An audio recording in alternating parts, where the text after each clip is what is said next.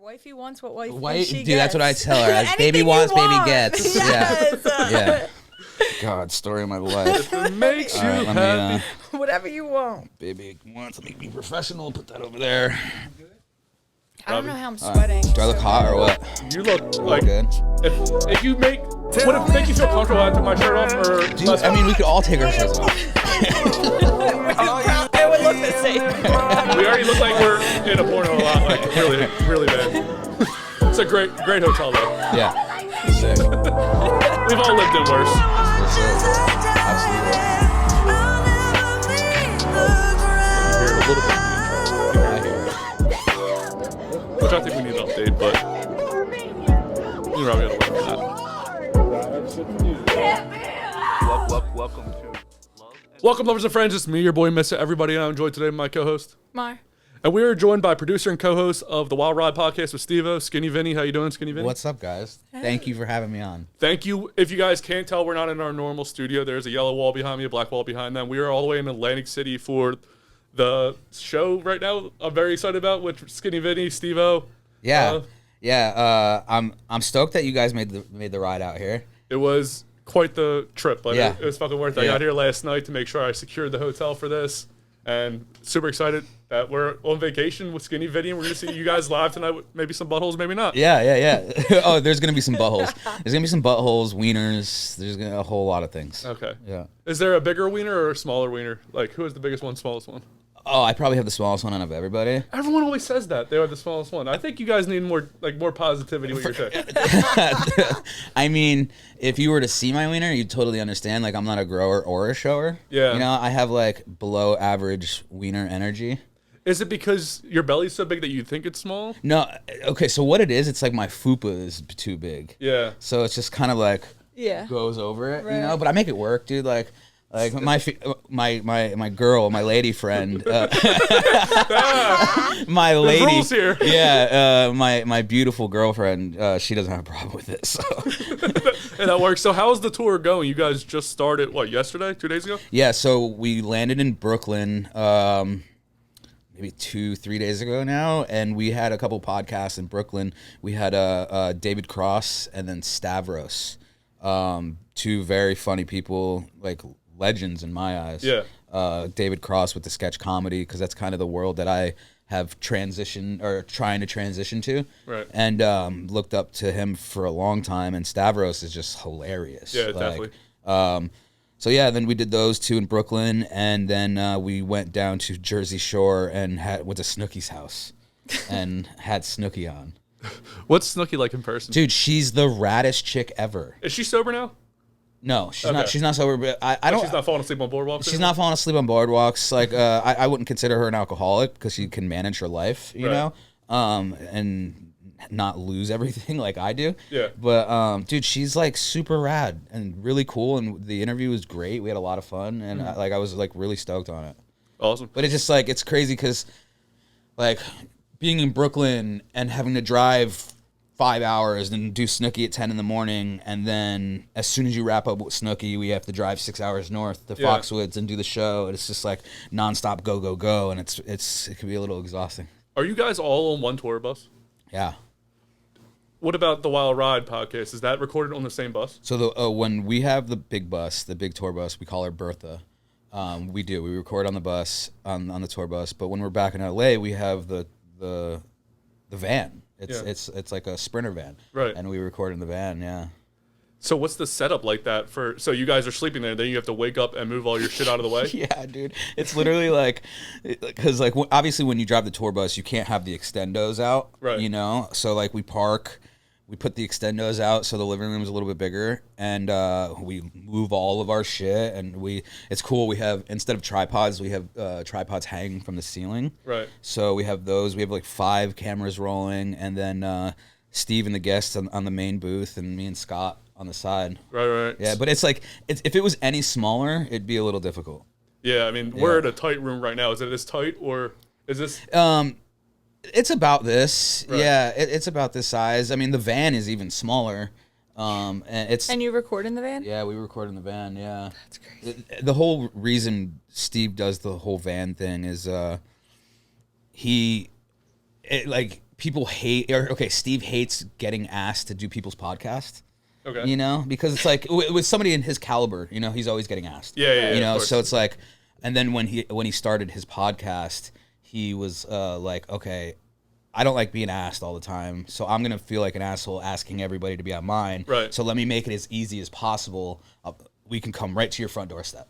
Right. Yeah. And it's kind of genius in a way because like they literally don't have to go anywhere. Like no matter where you are in the country, we've taken that van to Austin, we've like to Salt Lake, to Vegas, you know. And you just drive and do it in their parking lot or their parking spot? Yeah, pretty much, dude. We drive, and if they have a house with a driveway, we go to the driveway, and that's real cool. It's very convenient for the guest. So when you guys are traveling on this bus for the tour, is there like unspoken rules like you shouldn't do this on the bus? Yeah, so the only 2 unspoken rules, and I think this is very universal with every tour bus, is there's no shitting on the bus. So you just traveled 6 hours. You haven't shit in 6 hours? I haven't shit since like 9 p.m. yesterday. I have to shit so bad right now. That's why I offered. I had a cup of coffee. I know. I don't like being that person. This to blow is up our the tour room. bus. Yeah, yeah, exactly. Yeah. Mine are studios everywhere. So it's like Being respectful. yeah, and then you have to pee sitting down. Sitting down. So you don't. That makes sense. Yeah. Because if it's moving. Exactly. It's Yeah. gonna go everywhere. Yeah. Is there a more spoken rule? Like I know most of you guys are sober, if not all. Yeah. So yeah, there's yeah. no. Is there any drinking at all? No drinking. I'm completely sober. Steve's completely sober. Scott's completely sober. Isaac, he's an army, you know, but he barely drinks. You know, like he's on his A game when he's working. So that's like, I guess it's an unspoken rule, but I think it's just like we're all sober, so it doesn't even matter to call it a rule. Yeah, you don't even bring it up. Yeah. So what do you guys do after a show? Because again, your schedule's so tight. Like you had no idea when you were going to be here because you were coming from Connecticut this morning. Yeah. You had to drive all the way here, which is about 6 hours. Yeah. Well, you didn't physically drive, but somebody drove you. Yeah, yeah. So what is it like after the show? Are you guys like, we got to go to Betty Bye right now because we got to wake up? Yeah, so it all depends on what the schedule is like. Like after a show usually ends like around 9:30, right? So, but we still have all the production gear and merch that we need to take care of. So by the very end of it, everything back on the trailer, on the bus, it's probably like midnight, right? So it's like, depending on, like for this situation, we left Foxwoods at 3 a.m. So like we kind of made sure we were all asleep by the time the driver got on the bus. So the driver just drives the whole time while we're sleeping. So I woke up this morning and I was like, oh shit, we're here, kind of thing, you know? Yeah. Or like for the longer drives, because there's been stops where like it's a 12-hour drive in between. So it's like, well, as soon as the show is over, we pack up and then we start driving. Yeah. So it's just a continuous nonstop fucking circle, and it's like it starts to feel like Groundhog's Day, where you're just like, okay, I wake up in another city, do the show, go to bed, wake up in another city, do the show, go to bed, and it's just over and over and over again for like 4 weeks. I mean, at least it's only 4 weeks. I mean, that's still a fucking tight 4 weeks, and it's still stressful, I'm sure. Probably ages you crazy. Yeah, you know, I love it more than anything, and I wouldn't change it for the world. It does become a little exhausting on the body, probably on the mind too, because like that for me, the Snooki podcast, we filmed it 2 days ago. No, we filmed it yesterday. It feels like 3 years ago. It feels like months ago. Yeah, like me and Isaac were talking about that because I mean we've traveled the world now, and it's like Australia feels like years ago, and that was just a few months ago. Like it becomes a lot, but it's the best, dude. Like we meet. It's people. cool that you get to sleep while they're driving. That's wow. It's pretty. It's pretty clutch. 7 birds, 1 stone. Yeah, it's very clutch, but that also brings into like the groundhog effect. Where you're just like, oh my god, where the fuck am I? Right. I don't have time to do anything. Right, for your life. Yeah. For my mental health. Right. Yeah. So what's your act like during the bucket list tour? If people were gonna want to go see you, yeah. So I don't have an act per se. I'm not on stage, but I do have a couple bits in the pre-show where, I mean, it's totally public now. It's called the prison pocket bit. You do this every time? No. It's so Steve's show is a multimedia. It's a multimedia show. So Steve's show, it's stand up for 10 minutes and then he shows the video of the story that he just told. Right. So it's like stand up bit video, and it's stuff that can't be seen anywhere else because of how vulgar it is. Yeah. Like the nudity and shit and wieners and stuff like that. I love it. Yeah. So and it wasn't just until we were in. Where were we? UK, where he added my stuff into the pre-show, and since that has happened, it's kind of gone to the next level for me, right? Which has been really cool. But yeah, my bits are just like stuff we did in Australia, the prison pocket, because like the prison pocket, dude, like you can't put my gaping asshole on YouTube, you can't put it on Instagram. Yeah, it sucks, dude. You know what I mean? put it like, on Patreon. I have it on my OnlyFans actually. Okay. Yeah. Oh, perfect. Yeah. Oh, you do actually have one. I wasn't kidding. Yeah, Oh, okay. I have it on He's like, OnlyFans. I'm not an idiot. Okay, like Yeah. run me my check. Monetize your butthole. Exactly. I monetize a lot more than my bow on OnlyFans. You can see how big or small it is. Yes, you actually can. Yes. Yeah, I have no shame in my game. Oh. If there was one thing I learned in getting sober is like, dude, I just don't care. Yeah, own anymore. it. Like, I don't whatever. care. Yeah. You already almost died how many times? So it's like, what does it matter now what you do and say? That's very true. You know, It's like your second try. Like you could do anything. Exactly. You know, and I feel like a lot of people just care too much what people think, and that like. I feel like it stops people from like going after what they really want because they care too much about people judging them or whatever, you know. And it took me like it didn't happen right away. It was like a year, maybe 2 years after getting sober, where I think it was Andy Roy who told me, he's like, dude, because I do videos with like Zach or a couple other of my crew, and like I wouldn't want to take off my shirt because I'm like too self-conscious, you know, like in a video, and like. It sucks to say, but like fat people on video are funnier, you know. Like it just puts it to another level of humor, you know. So it's like once I had that conversation with Andy, it was just like, whoa, dude, it like makes so much more sense. And like, dude, I have a small wiener, so what? Like my girlfriend's gorgeous, you know what I mean? Like, congratulations. Yeah, thank you. And like, and it just like once that weight was lifted off my shoulder of like not giving a fuck what people think, it just like made my content better. It made my life better. It made me happier. You know, and like When I went through my divorce, I was like afterwards, I was like, I already almost died, so now I'm just gonna do whatever I want, you know, within limits. I'm not gonna go fucking do crack or anything. Totally, yeah. But I'm like, I have nothing like that part of me already died. Like the whole like conservative, reserved side of me already died. I'm like, I'm gonna do whatever I want and have a lot of fun doing it. I'm not gonna be depressed anymore. Like there's no reason to be sad on little shit anymore. I already went through all that, so I'm fucking good. Yeah, totally. And I also feel like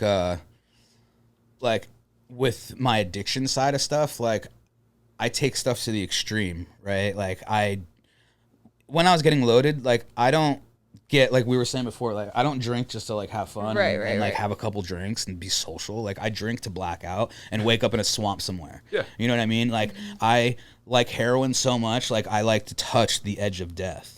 You know what I mean? Like, I like to walk the line of overdose and, like, you know what I mean? So it's like, even in my sobriety now, I feel like I take stuff to I still take stuff to the extreme. Well, I think people with addictive personalities are superheroes. And what I mean by that is, if you turn that into good, you can accomplish so much in your life with your hard work and, like, addictive personality on things that are positive. Yeah.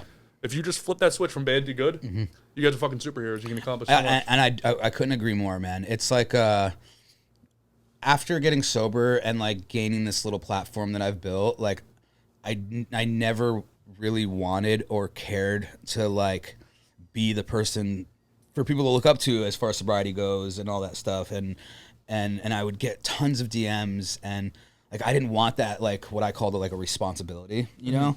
But then, like working the 12 steps and like working with a sponsor, like my sponsors like, dude, your story has the potential to help so many people, you know? And now like you're in a position where like people just don't look up to you sobriety wise. Like you're in a world where like a lot of people love you guys. Yeah. So like those people go through the same shit that you went through. So it has the potential to help those people too. So like I kind of embraced it. And And it's like the biggest part for me of staying sober is giving back what was so freely given to me. Mm-hmm. So it's like being of service is the most important part of sobriety. Right. Yeah. It's fucking awesome. I mean, Novak, similar story where... For sure, yeah. Yeah, he was on twice now. Really good friends with us. Yeah. Awesome dude. He's helped a lot of people with his sobriety. But, yeah, I mean, it's big when you guys, especially on a stage like with you, Steve-O, like the whole crew. It's fucking huge because you guys actually have a lot of eyeballs that people look up to you. Yeah. Especially our age. For sure. Those guys are, I mean, you included now, that whole circle. Yeah. It's huge for white guys between 30 and 40. It's so true, man. Yeah, I mean, it's like our generation of like that's what we wanted to do. Like for me, I when Jackass came out, I looked at the TV and I said, that's what I want to do. Yeah. You know, and then like it just so happens drugs and alcohol came in the picture. And well, I mean, there's like a lot of us back then, we were growing up watching CKY, so we like to do the stunts, which you do. Yeah. So we really like to live extreme. Yeah. And part of that extreme reality is you record during the day and then you get fucked up at night. Yes. Because you want to keep it the high going. You don't want to turn that shit down. Exactly. And I think, you know, I don't think it's just the extreme part of it. Like when our generation were watching this, I also feel like it had a lot to do with like the camaraderie that like, let's just use CKY for example. Like the group of friends making skits, doing stunts, skating, filming it, putting it together in a project.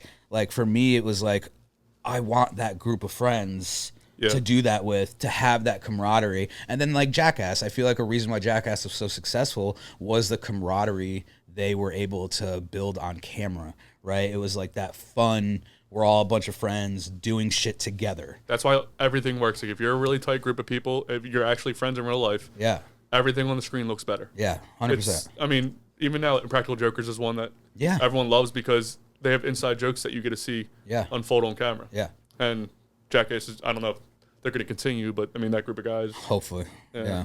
Hopefully you'll be on there next time. Dude, if I'm not, something's fucked up.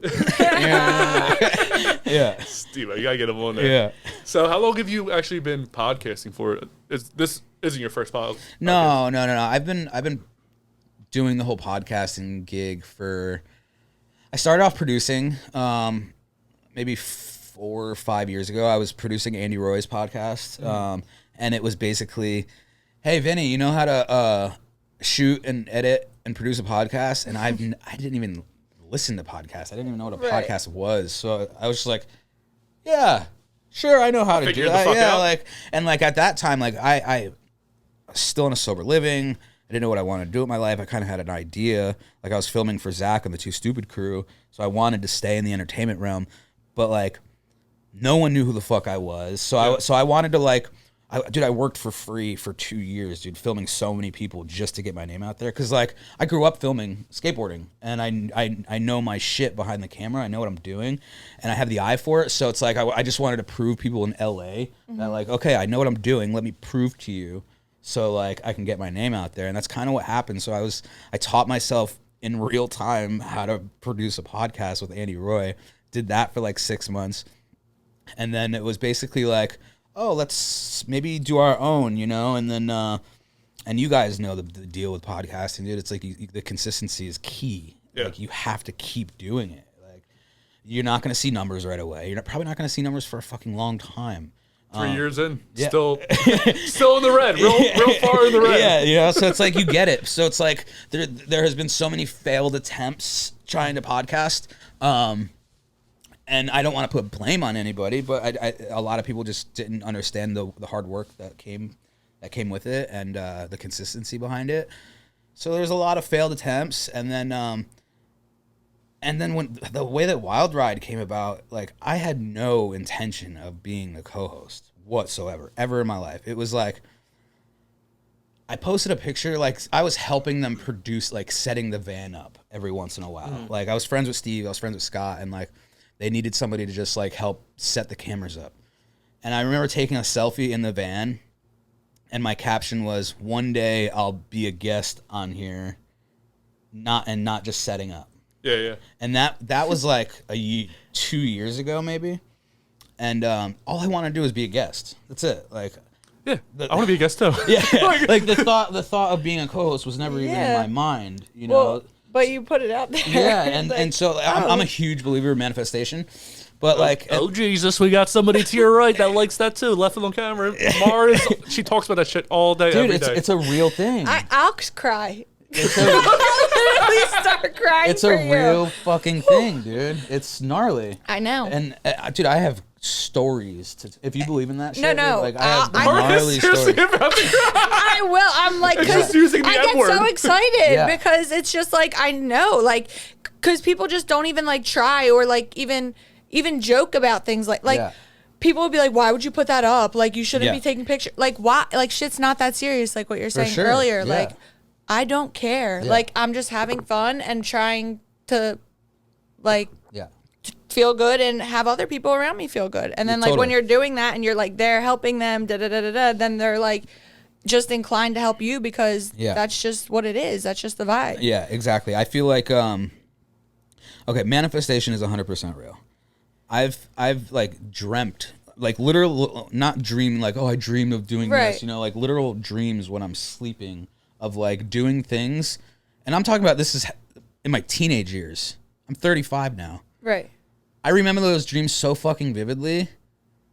I have done those things. Right. That I have dreamt about. Right. You know, which is so fucking insane. I've had like, and then like the whole wild ride, me and Zach were a guest on the show. So that happened. And then as soon as we cut that episode, Scott came up to me and I didn't even remember I posted the fucking picture. Right. I completely forgot about it. And Scott was like, yo, dude, remember that picture you posted? I was like, which one? And he's like, and he like pulled up my page and he like showed me it. And I was like, you're like, whoa. So how did it actually come to be that you were on there the first time? Like, did Steve just go, dude, let's get you on there? You know, so you were a guest first. So the way that it happened, we were on tour we were in Texas. So you were just on his production team? I was just on his production team. And how did that happen the first time? Like, did you just? It was basically like I started off in the whole Jackass world. I was Zackass's personal filmer. I met Zach in a sober living. Okay. And that the sober living that I ended up staying sober at, because I've been to so many sober livings in LA where I just didn't stay sober. I was getting loaded, you know, like had no intention of staying sober whatsoever. I meet Zach, and he needed I knew who he was because he had a couple viral videos online. He had the one where he skated down into the cactus with Steve, right? You know, and too much noise. So I knew who he was. I was a fan, and he needed a filmer at the time. And I was like, yo, dude, I've been filming skateboarding my whole life. Right. Let me film for you. Let me show you what I got. We filmed this one video where we go to Venice Beach. We attached a boxing glove to like a gas-powered RC car. Yeah. And he like laid spread eagle on the ground, and we drove it like 40 miles per hour, and it was nuts. I mean, and is everything's still good there? Yeah, everything's still good. I don't know how, but everything's still good. So, and then we what? Yeah. So we edit the video, we post it, and mind it, this is my first video back behind the camera for 14 years, right? We post it. It goes crazy viral. Liked by Tony Hawk, Andy Roy, all these people that I fucking have looked up to my whole life. Yeah. You know, and I'm just like, whoa, something that I filmed that has my name attached to it is getting the attention from all these people that I love. So I was like, holy shit, what the fuck is going on here? You know, it's like it's happening. It was one of those moments where I didn't think it was happening. It was more of like it was like confusion kind of. You're like, because okay. like this is again something that I've been dreaming of since I was 13 years old. And now I just decide the very first month I decide to get sober. This is happening. So it was like more of like confusion and like, okay, maybe I won't get loaded right now. Maybe I'll get high next month. You know, maybe I'll get high next month. Yeah. You know, and but like it was like month, and Zach was like, all right, dude, you're he didn't say you're hired because he wasn't paying me, but it was like, all right, you're in the crew. Yeah, it's like, let's do it again. Yeah. So we were just filming in sober living, and it was just like one thing after another. Next thing you know, we're at like Dylan Francis's house filming. Next thing you know, we're at Bam's house filming. Next thing you know, like MTV show. You know, like it was just one thing after another.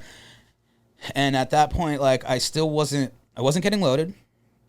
I wasn't doing the steps. I was kind of bullshitting my house manager, saying that I was doing the steps just so he would allow me to travel to film. Right. And eventually I got into the steps, and then like it kept going, man. It was like month after month, it was just getting bigger and bigger and bigger, And then after I did the steps, I just like lost total like didn't want to get high. I had no more fucking like cravings. I had nothing, you know. And like I was finally at peace with myself. I could finally like look in the mirror and like be okay with the person who I was, because I was a piece of shit, dude.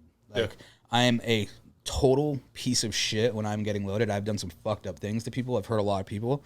So it's like I was finally able to like look at myself and be like, oh, dude, you're like pretty cool. Yeah, you know? Like you're doing cool shit. Right. You're not lying and manipulating anymore. You're like looking better than you've ever looked. You don't look like a fucking zombie, you know? And then because Zach already had that little relationship with Steve, he introduced me to Steve. We would go to some meetings together. Right. And that's kind of how my relationship with Steve started. Is there like all you guys are sober. Is there like so Steve-O's pretty recognizable. He probably has the most famous voice for sure behind Arnold Schwarzenegger of all time. Yeah. Do you have a Steve-O impression? Yeah, dude. It's pretty good. So is there like a spot where you guys all go where you're not going to be like accosted from like people who are like, oh my God, Steve-O? At meetings you talking about? Yeah, like do you have like a meeting spot that like, semi-famous or famous people go to? Yeah, so we do have a like a home group. It's his home group. I'll attend it every once in a while, but it's a private meeting. But when we're on tour, like we'll hit meetings anywhere. Yeah. And it's just kind of like in the program, it's kind of like an unspoken rule not to like the anonymity behind it. Yeah. You know, it's like you don't come up and ask for pictures. Yeah. But it still happens. Right. But it's like a different vibe probably too. Like sure. I feel like people would only do it if they felt that it was welcomed or like safe to do it. Okay. No? Yes and no. Okay. Because there have been people like, oh my God, dude, Steve-O. Yeah. Like, let me get a fucking picture. And like he's like, no, dude, this isn't the time and place. Right. You know, like I'm not Steve-O right now. I'm Steven. Right. You know, like, like I my anonymity, and like I'm an alcoholic addict just like you. We're all here for the same reason. There's no famous bullshit here. Right. You know, like I'm a normal person. It's not the time and place.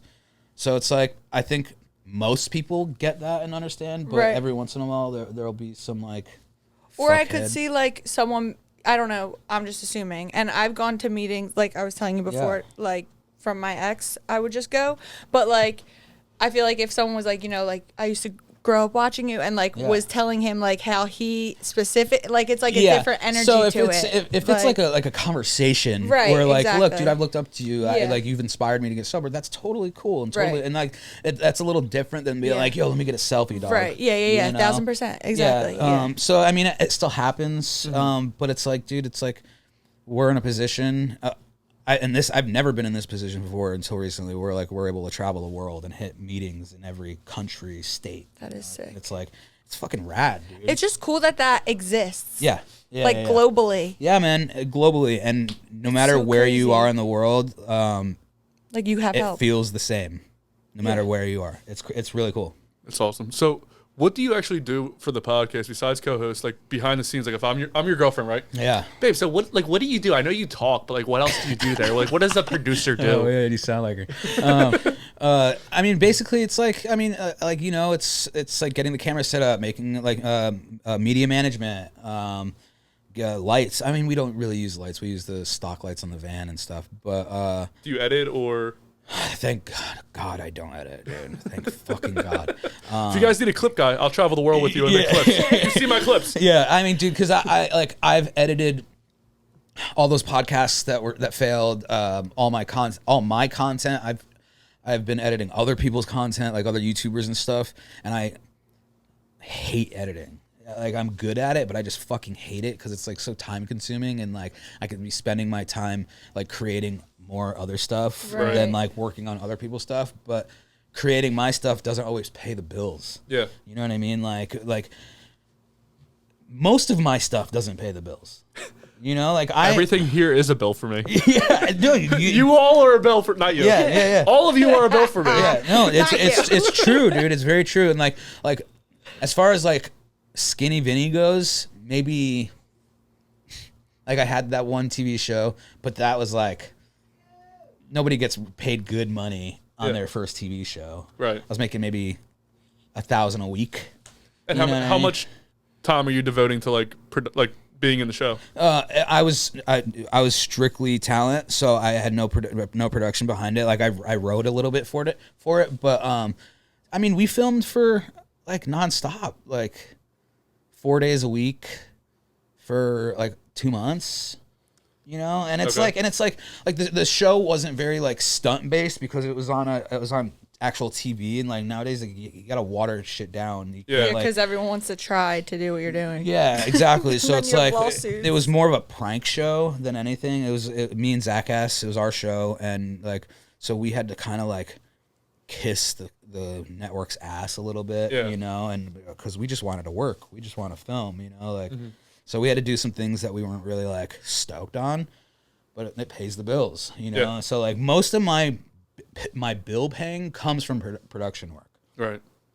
Skinny Vinny, I'll get a brand deal every once in a while. Well, it's kind of newish a little bit. It's super new. Yeah, so it's super like, new, but it's just also part of it. It's part of it, and also with like the brand deal stuff. Like I don't want to. Like honestly, I don't want to be an influencer. Right. I don't want to be like Instagram famous. Like yeah, the followers and everything, it's cool and it comes with the territory, but it's like I don't want my page to be filled with fucking brand deals and like all this shit. Like I want like art on my page. Right. Like I want the stuff that I spend days and months on creating to be on my page. I just did a Manscaped deal recently, and it was a great deal. It paid a few bills, you know, and like it was dope because like we just got back from tour.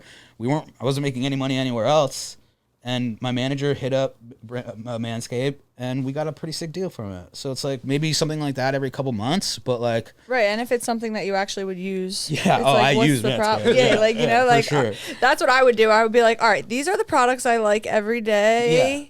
I will call these people. Yeah, totally. And dude, it's just it's a constant grind, and it just recently have I like felt like okay, this Skinny Vinny thing might actually turn into something, you know. Well, yeah, you're on tour. I mean, I'm super excited for the show tonight. I mean, you're traveling the world, fucking doing what you love to do. So yeah, it's fucking awesome. It's cool, man. I mean, nothing beats it, man. Like we get to travel the world, meet cool fucking people. We get to meet our fans, which is even cooler. Yeah. You know, like it's pretty sick.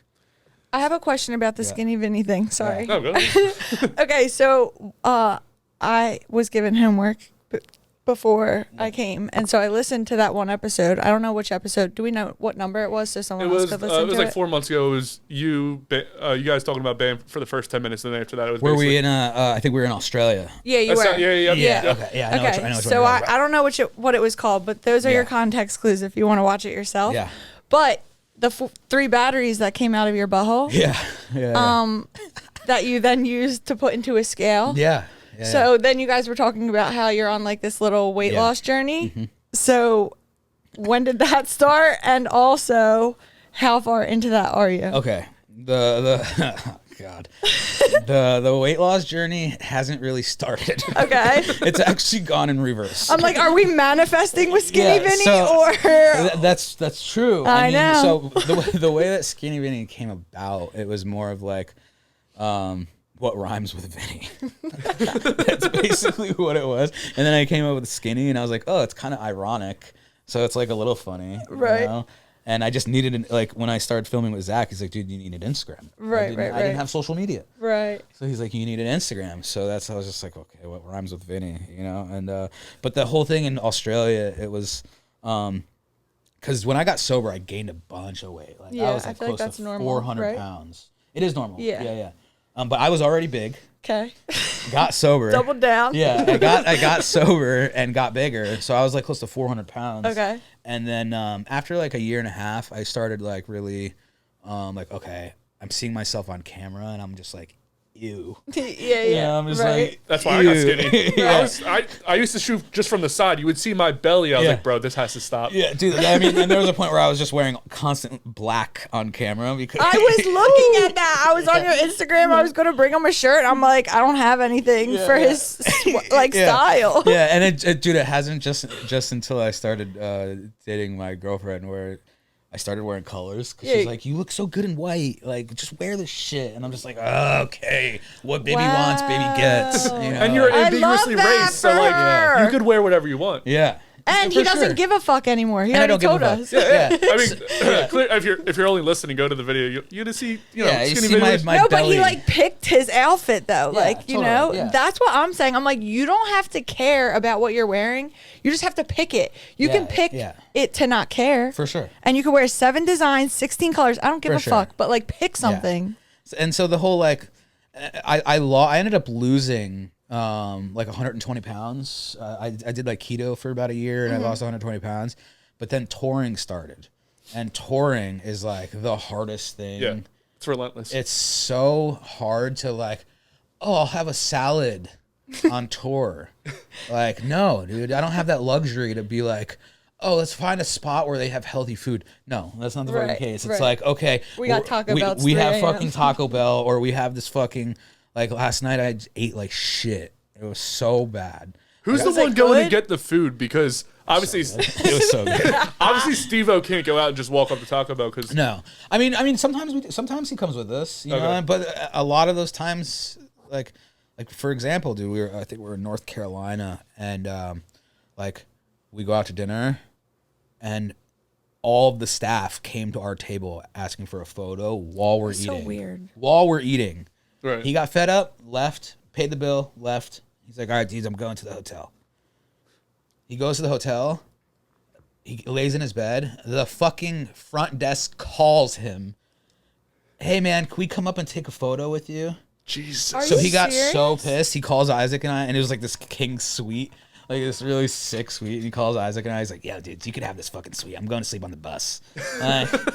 It's just like people That's just don't annoying. have the fucking common decency to just like leave us alone. Yeah. Like I get it. I was a huge fan too, but I was never that kind of fan to like freak out and like do whatever I can to get a picture. Yeah. It's like You're like, for what? Do you have somebody like you would freak out if you met? Like for me, Stone Cold's up there. He's probably Stone Cold's up there for you. Nowadays, it's not really like that because I'm just like so immersed into that world now.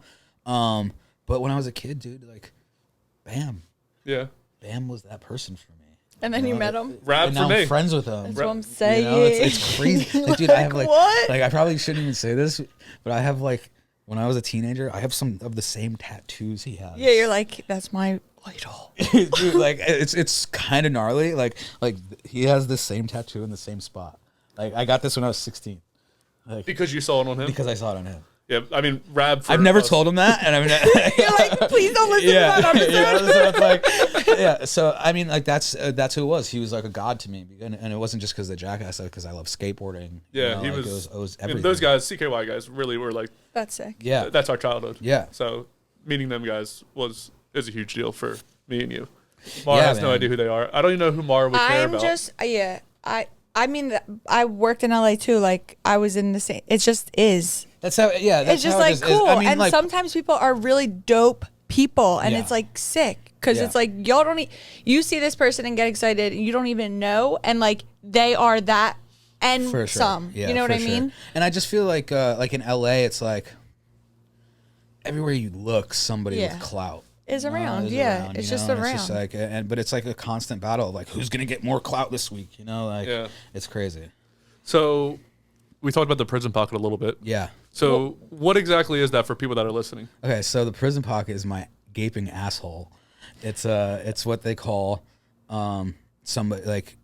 somebody who is wants to bring drugs into jail or prison, and unfortunately, that I have been that person before, deep in my addiction when I went to jail, and I keistered a lot of drugs in my butthole when I went to jail. So what's the first time like? Because all right, so you watched Road Trip growing up. Yes, of course. So in that movie, Stifler gets a finger up the butt, and he's like, "Oh my god, it came right away." So I tried it when I was younger. I couldn't get a finger up there if I tried. That thing is so fucking tight. For sure. How do you get something up there the first time? The first time, it's like Lube. yeah. I mean, yeah, it's a lot of lube. But it's also like when you're doing this, you have to like wrap it super fucking tight because you don't want anything like coming out, like ripping or anything, you know. Because like when I did it, dude, I had a needle up there too. Like I had the needle, the Xanax, heroin, tobacco. Like I had a lot of fucking shit in my butthole. The necessities, you know, for a drug addict, you know. And so it's like you have to wrap it super fucking tight, and it's like it's like this, you know, maybe like this, and you just cover it in lube and you just like stick it up. Yeah. And like, I like butt stuff nowadays, you know, like for my girl, you know, like for your girl or from your girl? From my girl, you know. Thank you. I love it. I love it. Like you're kidding. His butthole is like a full working facility. Of it course really it is, you know, like hello. Yeah. So like I have no shame in that. Like I love butt stuff. You know? Go for it. Like pleasurable butt stuff. But with this prison pocket thing, it was like I told Steve in Knoxville the story, and they just couldn't get enough of it. You know, like Knoxville was calling me prison pocket Vinny. And I'm like, oh God, this is gonna stick. Like, what the fuck? Little PPV over here. Yeah, you know, and like, but I was like, okay, Knoxville is a nickname for me. That's cool. Right, you know, right. like, I would take anything. If Knoxville called me anything, I'd be like, yeah, that's cool. Yeah, call me whatever you want. And so like a couple months go by, and then we go to Australia, and Steve's like, all right, Vinny, this is gonna be your month. What could we film to blow you up a little bit? And I'm like.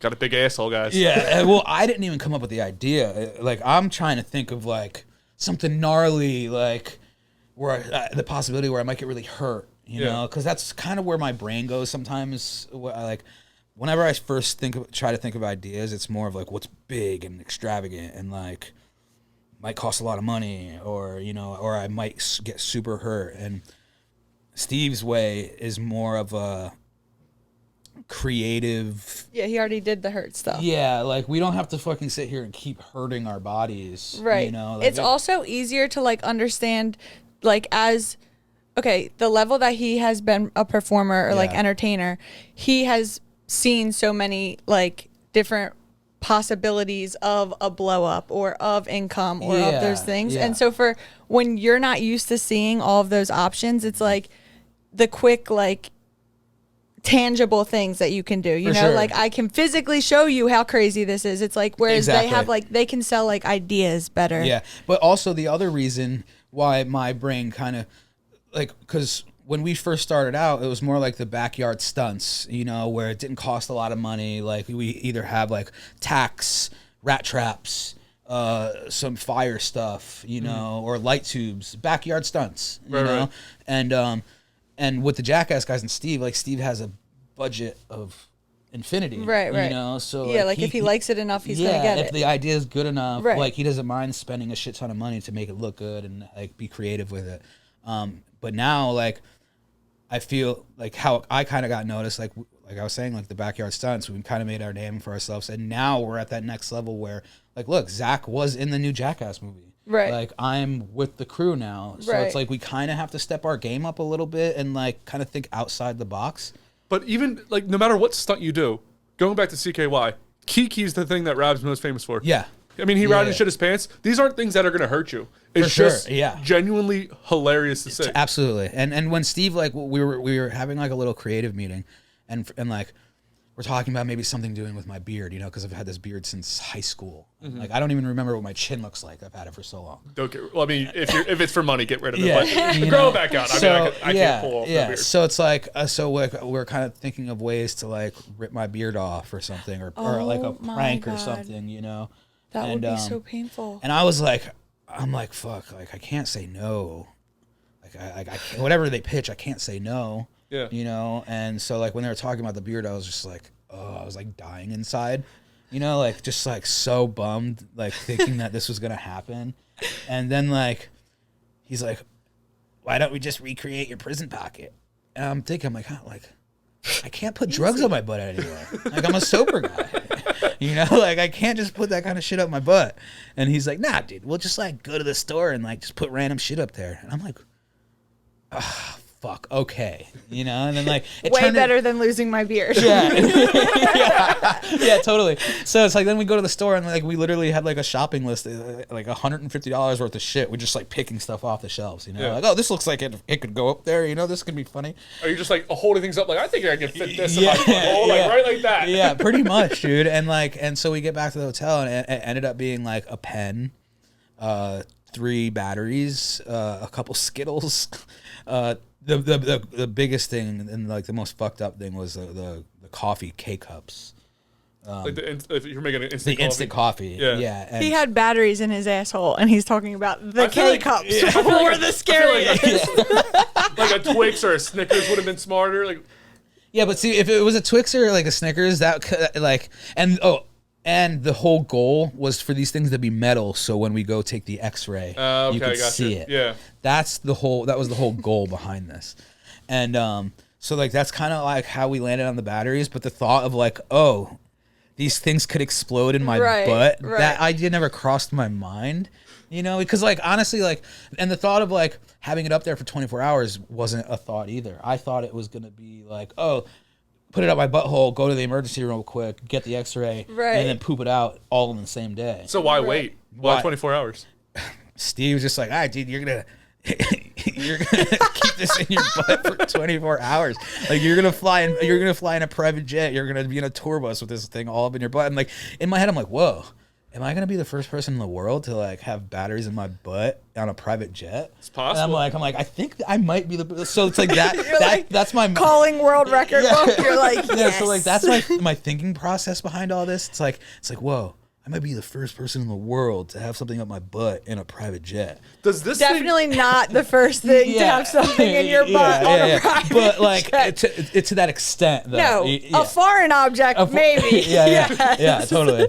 So when you put something up your butt, here's the butthole. You put something up there. Yeah. You get it all the way in your butthole. Does it just stay at the same spot, or does it like go up and down? And do you know when it's going up and down? So yeah, you do know when it's going up and down. And but so there's this thing. It's called an inner butthole.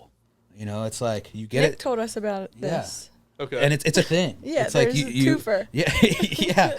And so it's like, and this one ended up being way bigger than the one that I did in jail. This one was like this fucking long, like 7 inches long. Small dildo. Yeah. Actually, a regular dildo. An average dildo. Yeah. And I'm like, it's huge. That's not huge. Yeah. Benny, give it back here. Yeah. It was pretty big. Yeah. And so it's like I'm looking at this and I'm like, whoa, I've never had anything on my butt this big before. Yeah. Like I've had some smaller dildos in my butt. Right. And so I'm like, fuck, I don't know if this is gonna work, but I can't like back out. The cameras are rolling. Like I'm like, how long does it take to get it up there? Dude, it actually got up there pretty quick. It's muscle memory. Yeah. Like we're on this like beautiful balcony at this hotel in Australia. The sunset's coming down, and it was like this beautiful setting, and I'm just like naked on the balcony on my side, sticking this thing up my butt, and like Steve's just like go, like super fucked up, and so like I get it up there, but. It wasn't past the inner butthole, It was like I could feel it, the reservoir tip, because like you wrap everything in cellophane, then you wrap that in condoms, and so you could see the reservoir tip like poking out of my butthole, like just saying hi, and so I'm like, he's like, all right, like let's go to dinner. I'm like, what? We have to go to dinner with this thing on my butt? Like, was anyone recording this? Oh, the whole thing's on camera. Okay, I was gonna say, so I feel like this is a waste of content. That's the whole reason they're doing it. Yeah. They want Vinny to blow up. It made me feel like Steve-O was just like, well, let's just do 24 hours, see if you can hang out. Yeah, yeah. And so it's like we go to dinner, and I'm like really uncomfortable, like not in pain, but uncomfortable. Can't sit down right, and like I can't really concentrate on eating. And I'm like, all right, I gotta go to the bathroom. I go to the bathroom. I start like poking at it a little bit. I can't move it. It's still feeling the same. And then I sit down back at the dinner table, and all of a sudden I feel. And it's like past my inner butthole, and I don't feel anything. I feel normal. Oh no! And like half of me was like, "Whoa, I feel fine. I could eat. Like I feel, I'm totally okay." And then, then like the fear of like, "Whoa, I don't feel it. Where the fuck is it?" Starts like going into my head, and I'm like, "It might be way up there." Like, because it can go. It could go. Yeah. Are you scared to fart at that time, or are farts normal? He's probably hoping for it at that point. Yeah, I mean, I don't think I was farting at the time, but okay. Then like after dinner we go to the fucking bowling alley, and we're bowling with this thing up my butt. And the funniest thing is I beat everybody with this fucking giant convenience store package in my ass. And so then we go bowling. After bowling, we're like, all right, dude, everybody's going to sleep. I'm like, I have to sleep with this in my butt. Like I'm like spinning in my head about like, because now I'm thinking worst case scenario. I'm like, okay, what if I can't poop it out, and we have to go to the hospital? I don't have health insurance in Australia. Yeah. You know what I mean? Like, and I know Steve would never like just like let me. He would probably take care of it, but it was still worst case scenario things were popping up in my head, and then I go to sleep, and we get on the plane, and then tour bus. We're on the bus for like 6 hours. I end up falling asleep on the bus. I don't even know how I did that. And then we get to the emergency room, and I walk in the emergency room, and I'm just like, I'm with Steve-O from Jackass, and I have something in my butt. Oh my God. and like the doctors, he knows who Jackass, he knows who Steve is. Yeah. And he's like, all right, what do you got in your butt? And I'm like, okay, I have some Skittles, and he's like giggling, and I'm like, okay, I have a pen. He's like, oh, whoa, still giggling. I have a couple pieces of paper. Okay, cool. And then I get to the batteries, and he drops his pen, and he looks at me. He's like, you have 3 AAA batteries in your asshole right now? I'm like, yeah. And he's like, you dickhead. Yeah, he gets on the phone real quick. He's like, dude, you got to get those out now. And I'm like, yeah, that's the fucking goal. Like, but we need to get this X-ray for this fucking video. Like, just X-ray me. And so Steve pays for the X-ray. It was like a couple grand, and like, at first they wouldn't give us the X-rays because I don't know if they're allowed to or whatever. And so like we had to like pay this doctor to like here, man, here, take this 50, give us the fucking X-rays. So a doctor taking bribes. Yeah.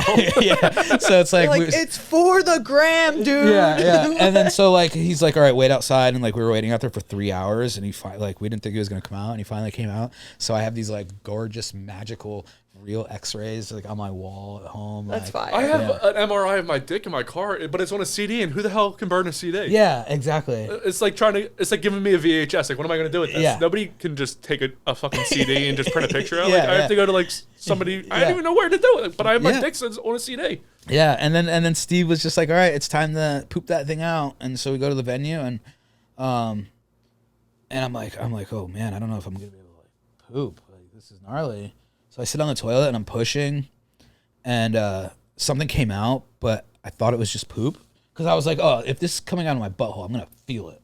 Right. You know what I mean? Right. And so I'm like, oh, I poop more, and Steve's like, did it come out? I'm like, no, dude, it didn't come out because I thought I would feel it.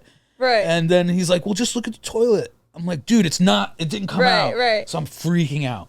But you still didn't look? He's like, no, I still didn't look. Oh my God. And Steve's giggling. He's just like, like while this is all going down. And then finally I like got up and looked, and it came out. And it was like the most fucking, it was like, the best feeling. It just felt like a normal turd? Dude, it didn't even feel like a turd. It felt like it probably just slipped right out. Because it was really lubed up, you know, so it just slipped right out. And the doctor let you leave with the battery still in your butthole? Yeah. He wasn't like, whoa, you got to stay here. Yeah. He just let me leave. Yeah. Did he make you like sign something like if you die? I was like, they can't just let you leave with batteries. I had to sign a lot of paperwork. But yeah, man, that's just like, and then like we're like figuring out, we're like, okay, we didn't really think this through because we can't post this shit anywhere.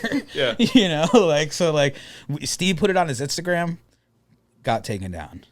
It's on his YouTube, but it's like a very watered down, like. Can you show just your face? Like, you can't show like obviously your dick in your butt. But. Yeah, so that's how we ended up doing it, because we had a couple of cameras rolling on me. So like we had one pointing at my face, one pointing at my butthole, and so like we just flipped things around a little bit. You guys could probably put it on like Pornhub, but just like the funny side of Pornhub. You guys can start that. You could get it on his OnlyFans for a fee, probably.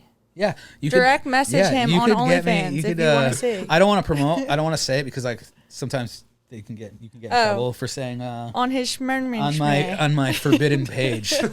Just look me up. I'm sure you could find it. Yeah. So if the world was ending and you only had time to put one thing up your butthole to save, what would it be? His girlfriend. Yeah. You can't put his girlfriend up his butt. You never know. She's pretty tiny. Yeah. We should not assume. I don't know. Maybe my vape. It's like my only vice I have left in my world. Just let me have this. Yeah, and like this thing can go up there easy. Oh yeah, you can fit it out. I can probably fit it. I don't get it, dude. My butthole is so tight. Like, you can't get nothing up there. Yeah, some people, you just gotta, like, ease your way up. And you don't want anything up there. Like, so you're not going to tell it to open subconsciously. He had things he needed to transport. Yeah. So I've been practicing for a long time. So before all of this, you were homeless and addicted to drugs, correct? Yeah, for a long time. So what does your mom think of your life now in comparison to then? Is she like proud like you're the butthole guy now? Yeah, I mean, she's super proud of like what I've been able to build these last almost 6 years.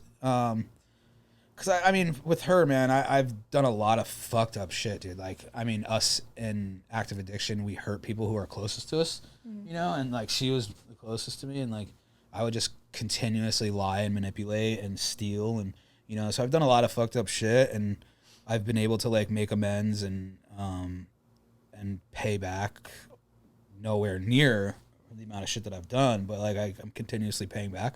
But she's super proud.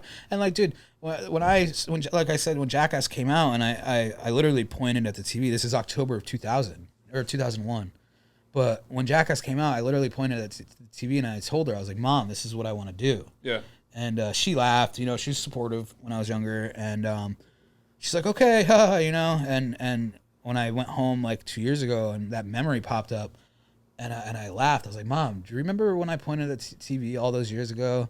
And before I could even finish a sentence, she was like, holy shit, you're not just doing that, you're doing it with the people you pointed at. It's fucking crazy. You know, which is unreal. Right. You know, and no, but it is real. It is. You know, and it's possible. Like, and earlier you said like you decided like when you when you were getting sober and you were living in that house, and like I feel like that's like the main takeaway from personally recently when I'm like reading different stories from people or hearing different people. It's like the decision. Like as soon as you decide and then like you make that like your core decision, it's like everything else just starts to like domino. Sure, 100%. I agree with that fully. But there's also, it's like when it comes with like addiction or alcoholism, sometimes you don't get to decide because you're so lost in it. Well, no, but I'm saying like you choosing sobriety. Oh, for sure. Was like this catalyst for you. Absolutely. And it was like that decision. Also, it's like I didn't choose sobriety. Like when I went into that sober living, I wasn't choosing sobriety. I was choosing a bed to sleep in, like and some food to eat for a little bit because I was just homeless in LA. You know. How did you stay big when addicted? Like, how are you getting money like nonstop? Because you got to eat and do drugs. Like I get that question a lot, and I was like, since I've always been big, like high school, I was a big dude, you know, and so my 10 years of active addiction, like I was like losing a lot of weight, but I was still chunky. Yeah, you know, I'm always gonna be a chunky boy, but like I looked sick. Yeah. You know, like I had skin hanging, like I just didn't look healthy. But like, yeah, all my money really didn't go to food. Like I was homeless. Every penny I had went to drugs, you know? So it's like, yeah, I did lose a lot of weight in active addiction, but like, it was like I was saying, like, I didn't really choose sobriety. It was more of like the bed to sleep in for a few days, the food to eat.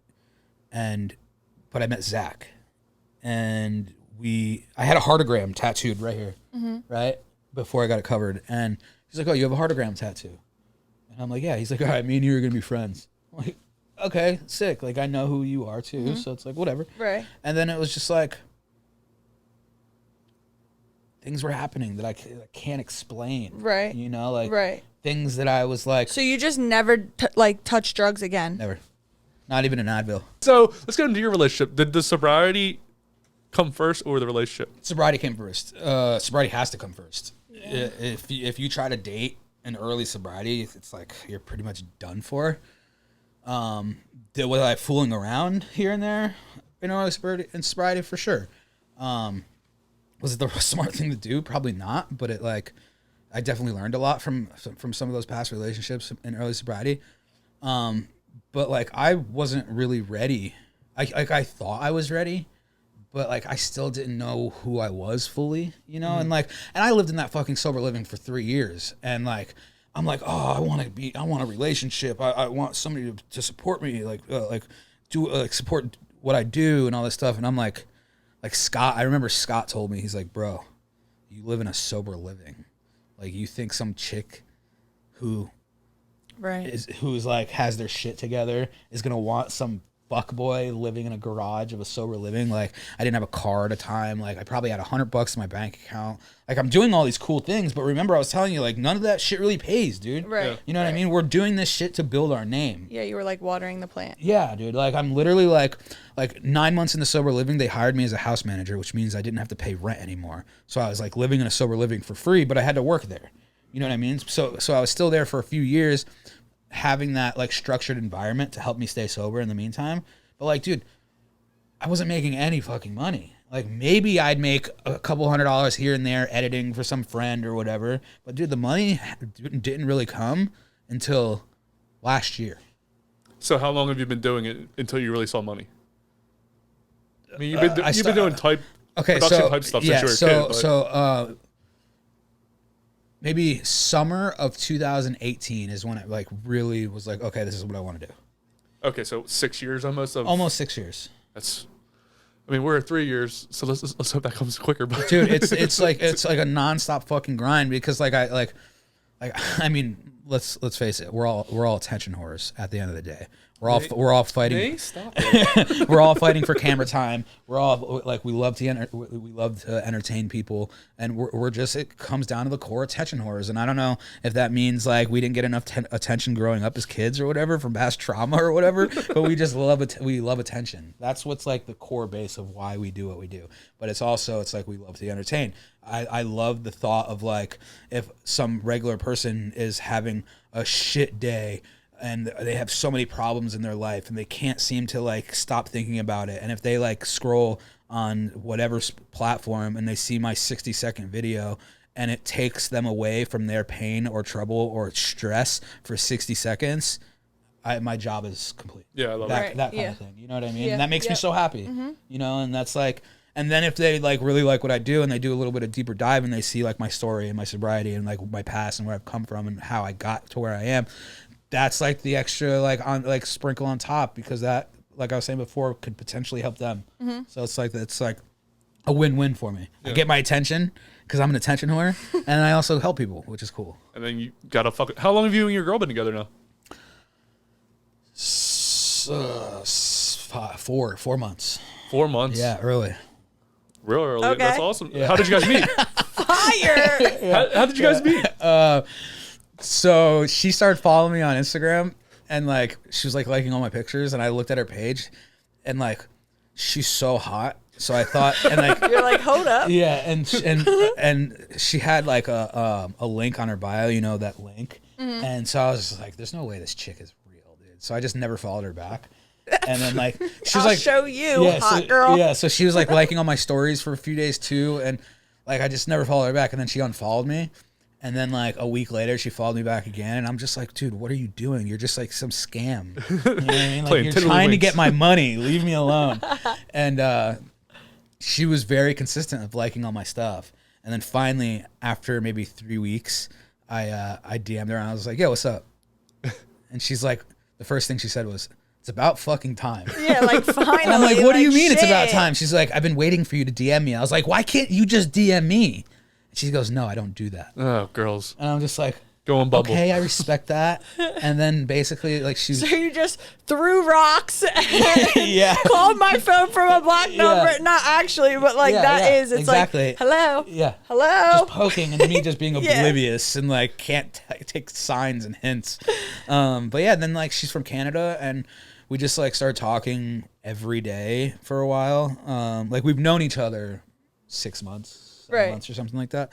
And then she came down from Canada and we kind of like hit it off, and I was super nervous because she's so hot, and like, and I'm just like, I still don't know how I pulled it off. And we just hit it off, you know, and then, but like I went to Australia right after like she came down. Mm-hmm. So like, she was just like, so we didn't hook up or anything. And she just thought I was, she just thought I was going to be the dude to like go to tour, disappear, fuck anything that walks on tour. Right. Well, you're not like with a crew that's like that. No, either. I mean, I have done that on tour before. Right. You know, like I have like my first tour experience, like Like I went crazy my first tour. Right. Well, because you're just meeting all these new people and you're in new places. Yeah, and I'll be honest. Like I used to take like advantage of the situation where I'm like, okay, I kind of have a name now. I'm like, I'm on tour with some big people. Like I'm just gonna name drop and like, and just like take advantage of this because like back in high school, it's so crazy that you like that's a thing though. For sure, 100%, that's a thing. Like, what do girls think?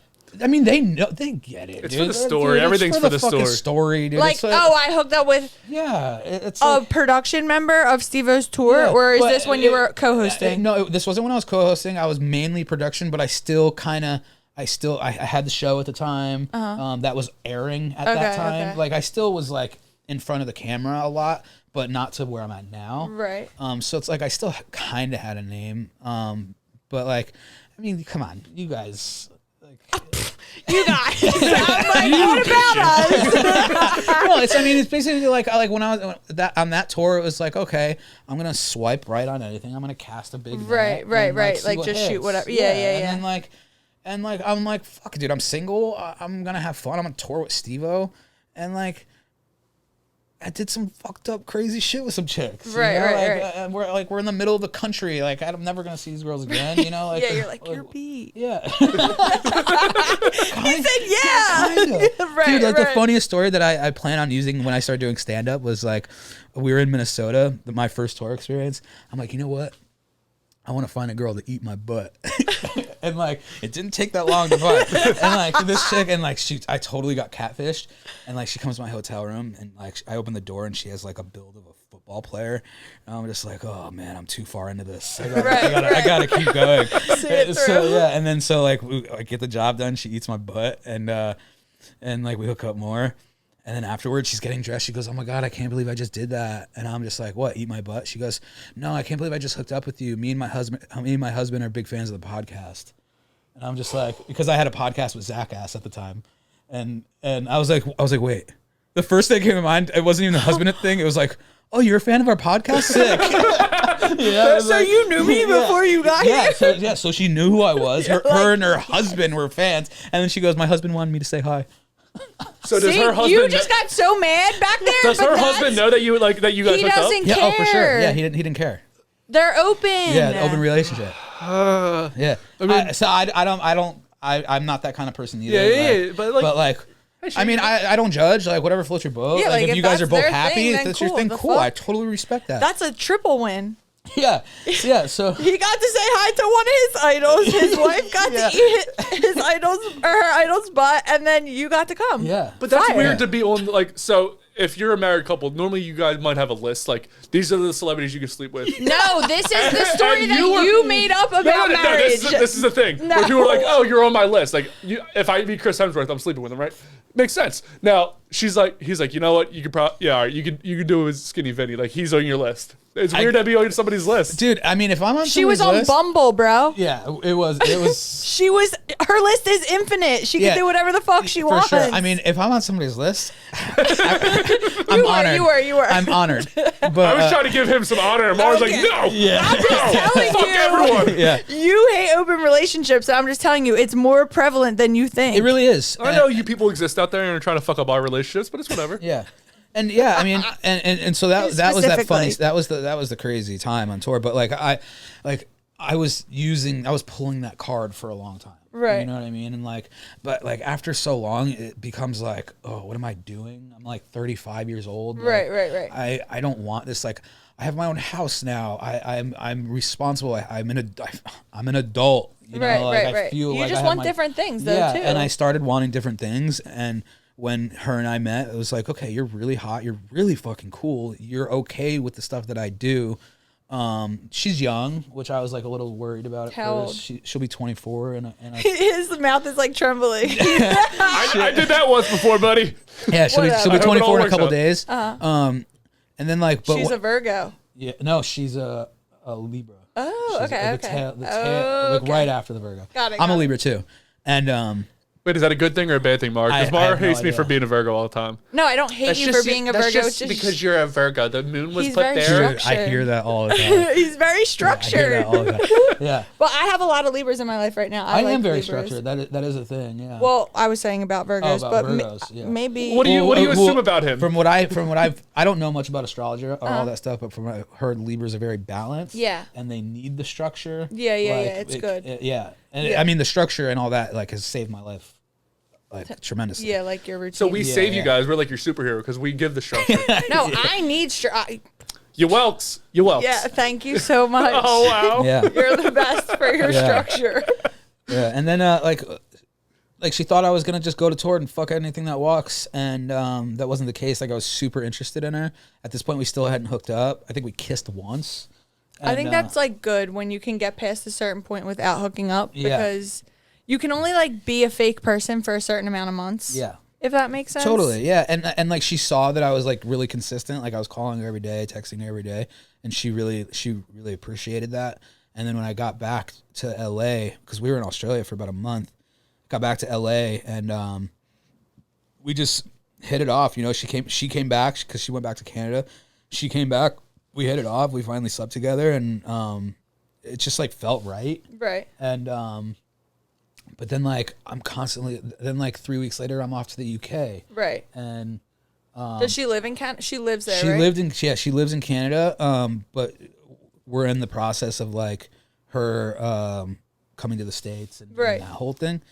But it doesn't really matter that you're not in one space because she's not there anyways. Yeah, it doesn't matter. I mean, it sucks. It's unfortunate, but she knows that this is my life and my dream, and she's totally cool with it. And like we just support each other doing what we want to do. Like she has her things that she did that like she did a Brazzers scene. Mm-hmm. You know what is that? Brazzers is like a major porn porn company. Yeah, like she did a scene. This was way before we met.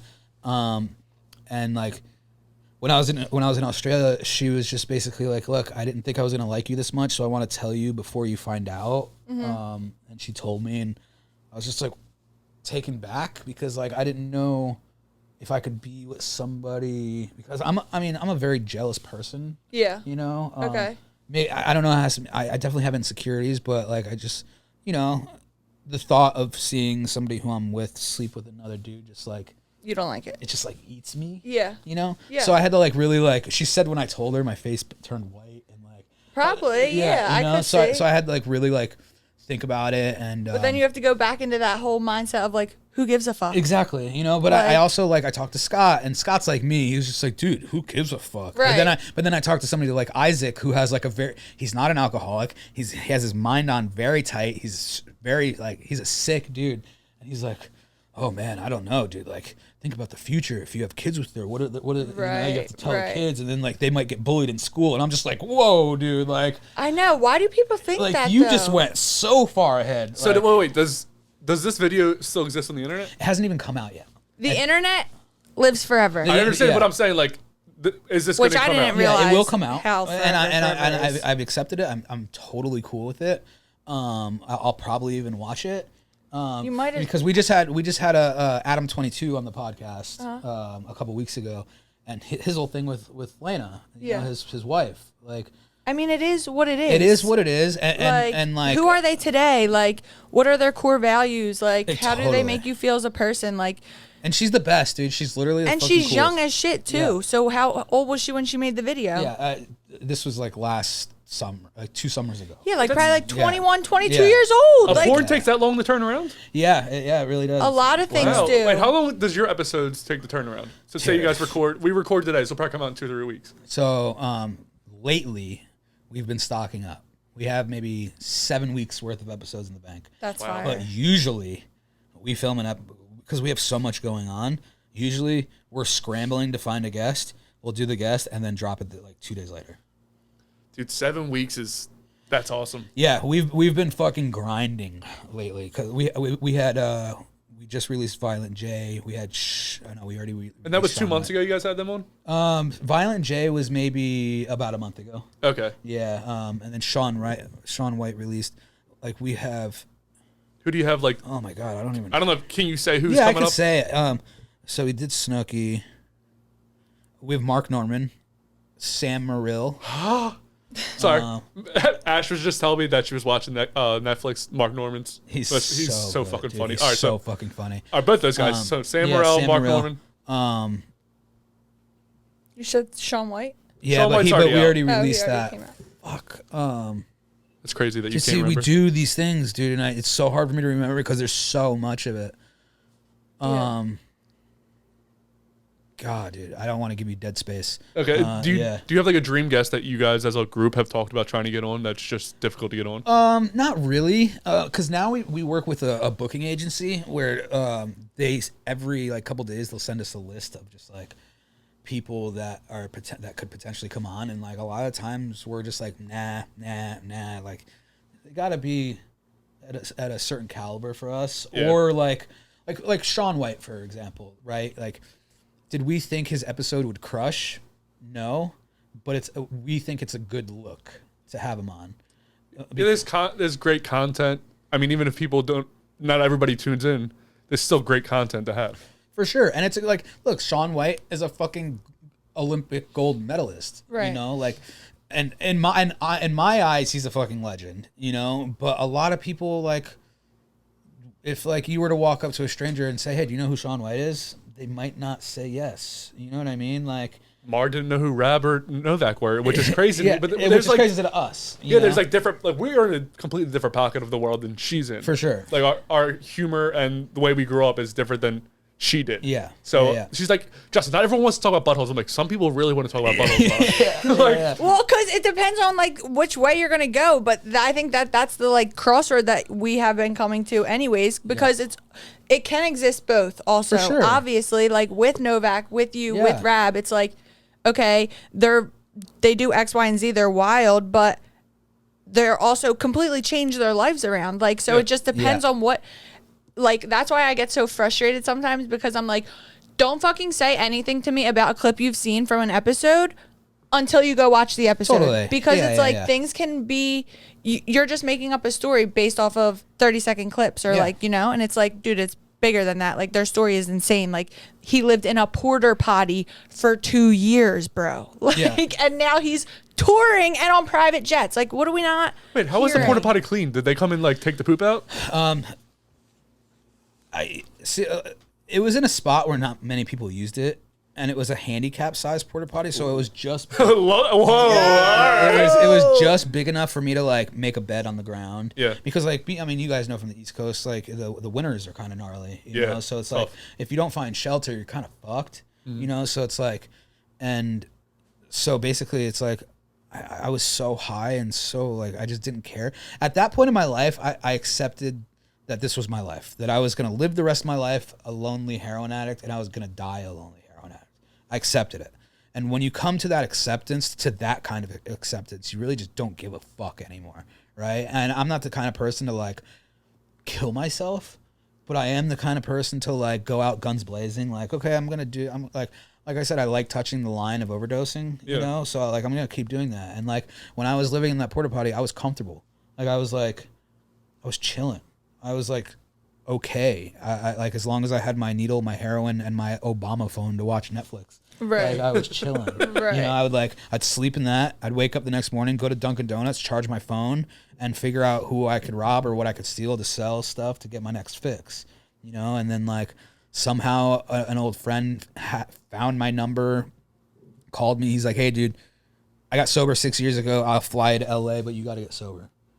And in my head, I'm like, that's so fucking cool, though. Yeah, but in my head, I'm like, yeah, I'll take your free plane ride to L.A. Yeah, right. Free. You could be warm. Like, no, but if you're gonna be homeless, LA's a fire place. That was my thinking behind it. I was like, okay, I'll take your free plane ticket, fly to L.A. I'll go to your rehab for a week, and leave and be homeless in L.A. And that's what I did. I left the treatment center, and I ended up staying on like Newport Beach for a little bit, like underneath the lifeguard towers. Yeah. Dude, they literally like in Venice Beach, they like bus the people who are homeless to the beach for the day, and then they like bring them to a shelter. Like they literally like it's not a bad situation. I lived in Vegas, and some of the best people to party with on the street are homeless people. Those and there's like free concerts, and the beers, like you can get like a Miller Lite like this, like 2 for $5, like the big 16 ounces.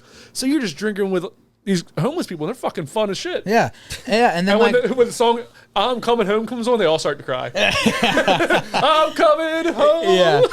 Yeah. And then so I made my way. I slowly made my way north. I started from Newport Beach and made my way north to Skid Row, and I was on Skid Row for a couple months. And, crazy. I didn't have a tent. I didn't have anything. I had a skateboard and a backpack with some clothes.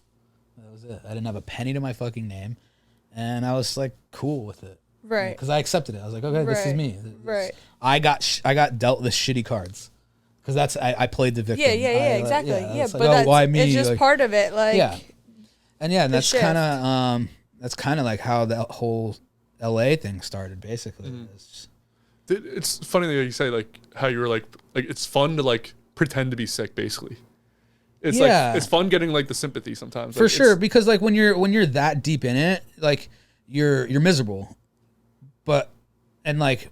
You're also crafty, though, like as to how to get the things. Yeah, 100%. But it's like when you're that sick, you're miserable, and then misery loves company, so you hang out with other miserable people, and you like, and then when those two miserable people get together, you both play the victim card, like, oh, why us? Why did we get like this? You know, and it's like, and it's just a toxic circle, and just goes round and round until either someone dies or, you know, like... It's fucking...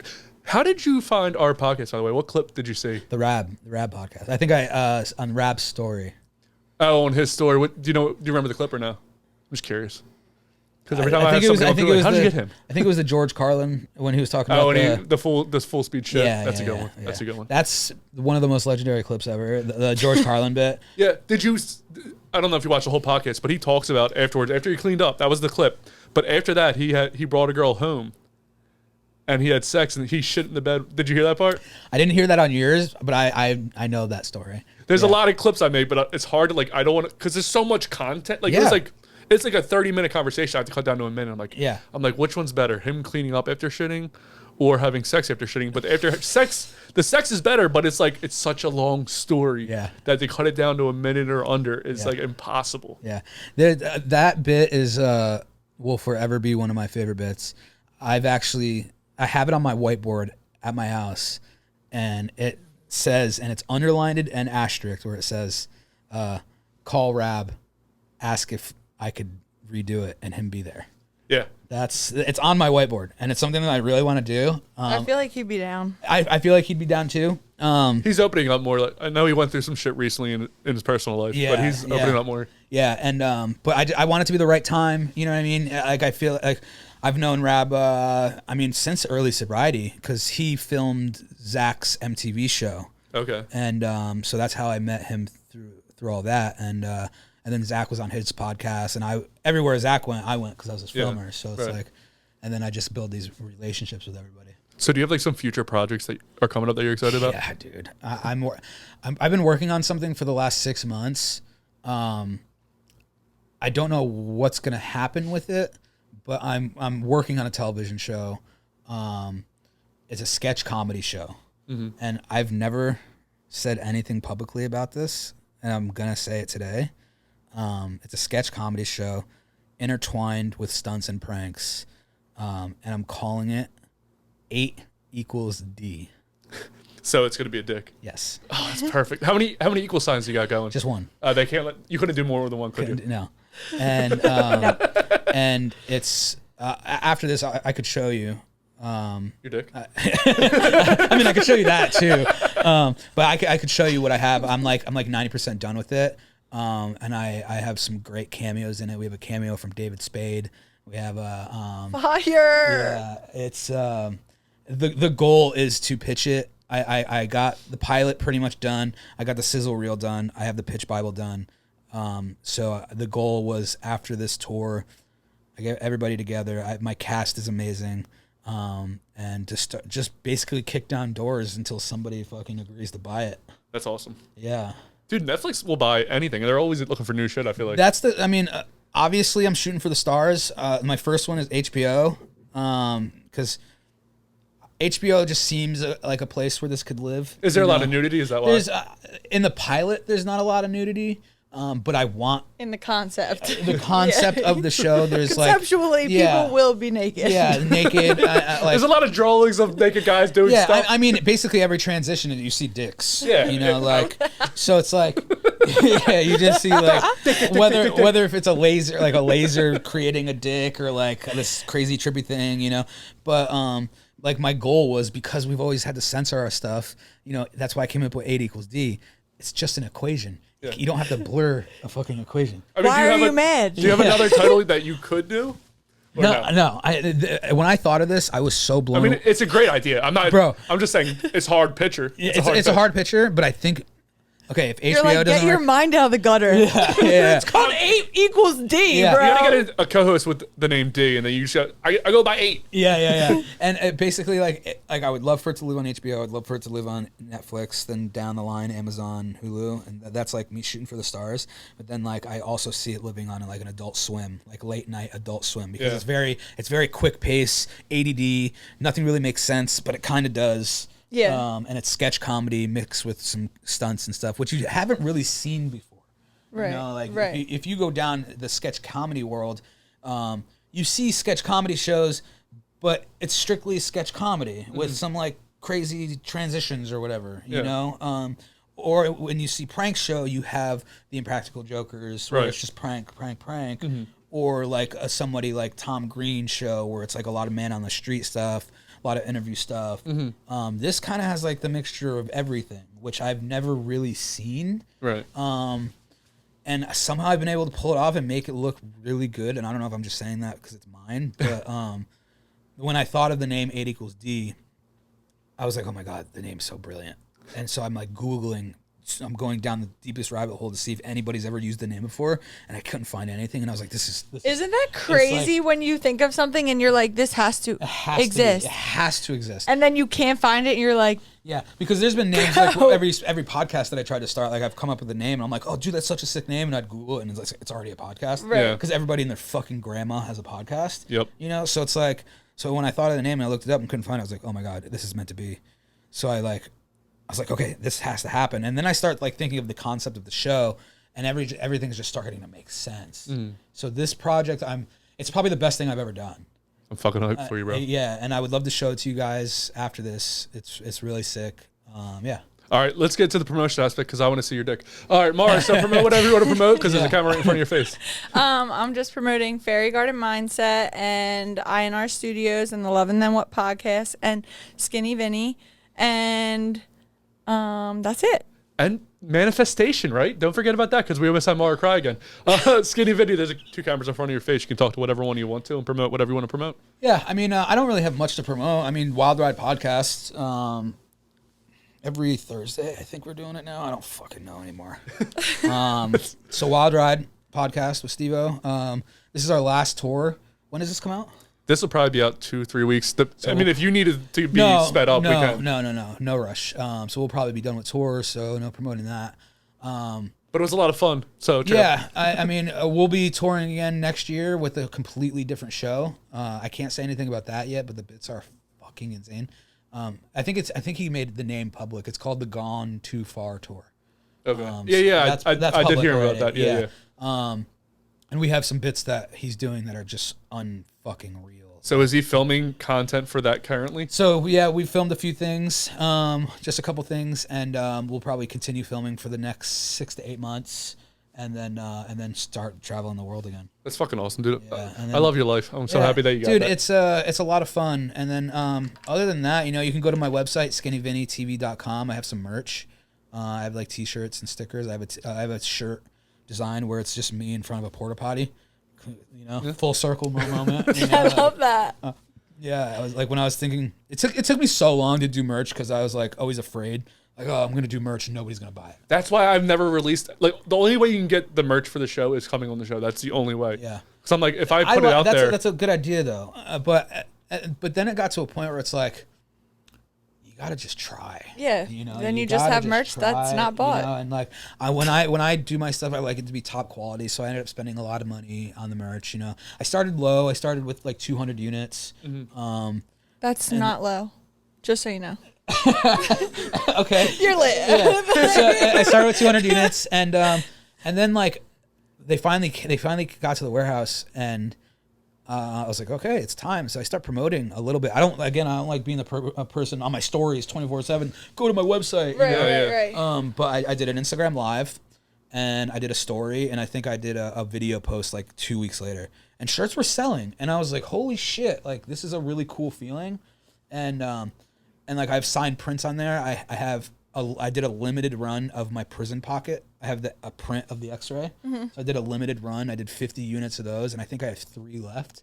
That is hilarious. Yeah, and I have stickers and another print of me sitting on a toilet. You know, like toilets are important. Yeah, you can follow me on Instagram at SkinnyVinny. So all the links will be in the description of this video. I want to thank Maura for coming out. Check out Fair Garden Mindset for mindset coaching and clothes. Obviously, R&R Studios. Thank you for coming all the way to Atlantic City. If you guys want to be on the podcast, we'll travel to you because if you're interesting enough, I'm not just going to go nowhere for nowhere. But we did have an amazing guest, Skinny Vinny. Thank you again for coming out. Yeah. Bucket List Tour, we're watching that tonight, so we'll let you know how that was. I'm already going to say it's amazing because obviously who's here. And people I've been looking up to my whole life, and I'm actually sitting in the room with somebody that I've been looking up to. So holy fuck. Thank you for coming out. Thank you, R&R Studios. Thank you, the world. We'll see you guys soon. Yeah. Hey, real quick.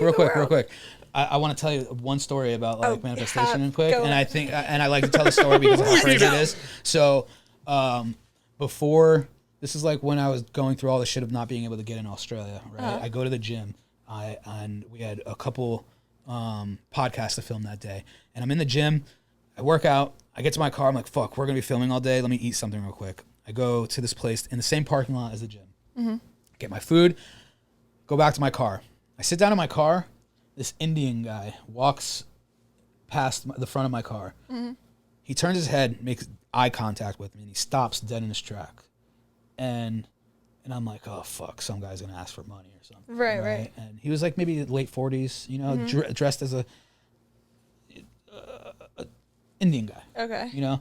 And like he had like traditional garb on? Yeah. Okay. And he comes up to my car. And before I even get a chance to shut my door, he's like, you have very kind and happy eyes. Aww. And I was like, thanks? Like, thinking in my head, I'm like, this dude's a kook. Just so you know, Maura, dudes do not get complimented ever about their eyes. So for all those girls that are listening, like, that's normal. That does not happen to guys. I have to disagree. My eyes.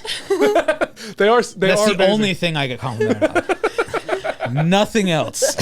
Only my eyes. I honestly think that's how I scored Autumn. I think that's how I scored my career. Like my eyes. Right. But I'm thinking this guy's a kook. Right. So I'm like trying to leave. Yeah. And he grabs my arm. The second his hand touched my arm, I get this feeling of the most intense goosebumps from the bottom of my feet to the top of my head. Almost to the point it was so overwhelming where I almost started crying. Yeah. He goes, we were meant to meet here right now. And I was like, oh no. Like, still, like, this guy's insane. Right. Your mind's just going to not the right place. Yeah. And he's like, no, we were honestly supposed to meet here. I need to tell you something. And he's like, you like to plan a lot, right? And I'm like, yeah. He's like, you think a lot, right? You're an overthinker. I'm like, yeah. And I'm still thinking, I'm like, okay, anybody could just say, and everybody's a fucking planner and overthinker, you know? And then he's like, you come from humble beginnings. I'm like, okay, yeah. He's like, but these last few years have been pretty big for you, right? I'm like, yeah. Then he's like, I've been brought here to tell you, you need to stop overthinking, you need to stop overplaying, and you need to just do. Right. Stop thinking, just do. I'm like, okay, cool, thanks. And I'm like stuck. I can't really move. Like, I'm like, yeah, I'm very overwhelmed and like, what the fuck is going on? Yeah, well, because it's like that feeling too. Like you're. Yeah. Like. The goosebumps. Yeah. Then he takes out, his hand never leaves my arm. He reaches in his pocket, takes out a crumbled piece of paper. He doesn't show it to me. He goes, here, hold this in your hand really tight. He gives it to me. I hold it really tight. He's like, name a female relationship that has been bringing you problems in the recent past. I'm like, okay. He's like, who is it? I'm like, my mom. And he's like, what's your name? I was like, Susan. He goes, okay. He goes, what year were you born? I said, 1987. He goes, think of a flower and name it really quick. First flower that came in my mind was lilies. Mm-hmm. He goes, what's your dream and passion? I said, TV, film, entertainment. He goes, again, we were meant to meet here, and I was brought here to tell you need to just think, you need to just do. The months of April, May, and July are going to be the biggest months of your life, and your life's going to change. I was like, okay.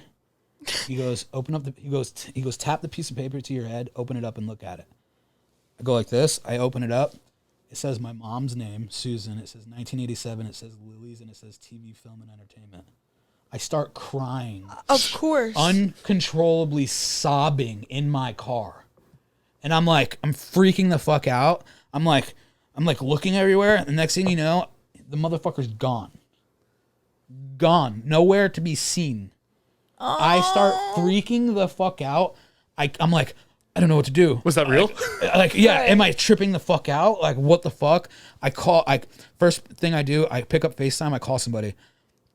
And they're like, and as soon as she answered, she's like, hey, I just was thinking about you. Are you okay? And I was like, wait, you were thinking about me? She's like, yeah, I just had this crazy feeling. Who, your mom? No, it's one of my cast members in the show. And she's like, yeah, I just had this weird feeling. I was like, and I just told her what happened, and she starts crying. Aww. And then my phone rings 2 times after that from 2 more people saying like, yo, are you okay? I just had this crazy feeling to call you to make sure you're okay. And I'm telling them this. Right. The months that he told me, I got into Australia, went to London. Met your girlfriend. Met my girlfriend and did all that in those months.